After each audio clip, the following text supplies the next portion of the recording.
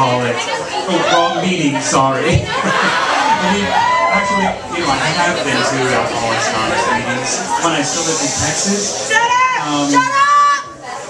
But, you know, in Texas, this was a long time ago, everyone smoked, and so, I mean, I smoke, and I hate it, like, when I'm in the line at the grocery store, or I'm sitting in the waiting room at the doctor's office, and people are like, and I'm like, pop that shit up and get out of here, I'm trying to smoke my cigarette.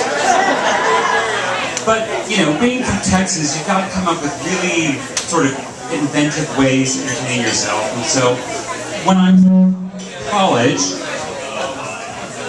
obviously, I didn't go to college with that, but when I was in college, my friend and I lived out in the sticks, and so we had to entertain ourselves. And so one of the things that we would do is we would go to Goodwill, and we would get like $2 purses, you know, nice-looking ones that someone might want.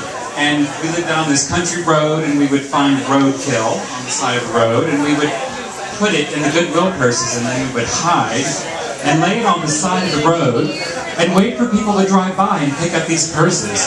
And then we would watch and pick up the purse, and then like 10 feet later the window would roll down and this purse would come flying out with a dead animal, and it was hilarious.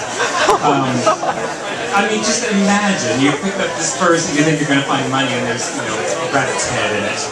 It's amazing.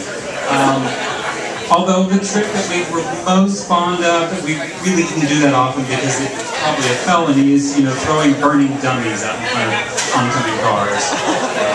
We didn't do that very often. But when I was young, when I was a little kid, I lived on the other side of this trash pile. And we would go out with a trash pile and play, and you know when you're a little kid and every now and then, like, you're out playing in the trash pile and you've got a number 2. So, like, this happened to me once, and I was like, I've got a number 2, and I'll just go over here and I'll do it, and then I'll wipe with this cotton. That looks soft. Yeah, don't do that. So I wiped with the pink cotton, and then I ran screaming home, and I was like, Mom, Mom, the pink cotton!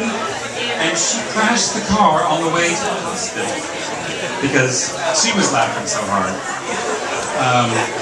What are you going to do?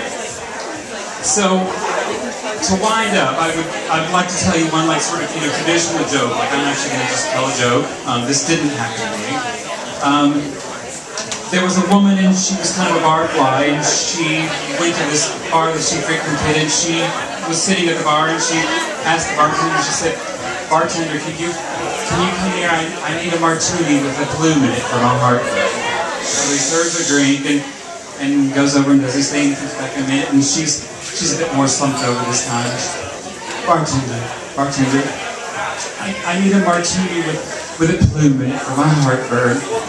So he serves up a drink and comes back, and she's already knocked that one back, and she's like, I need a martini with a plume in it for my heartburn. And he's like, this is the last drink I can serve you, lady. So she knocks back, and he comes back, and she asks for another one, and he's like, I can't give you any more drinks, but I can tell you 3 things. It's a martini, not a martini. It comes with an olive, not a plume, and you don't have heartburn. Your tit's in the ashtray.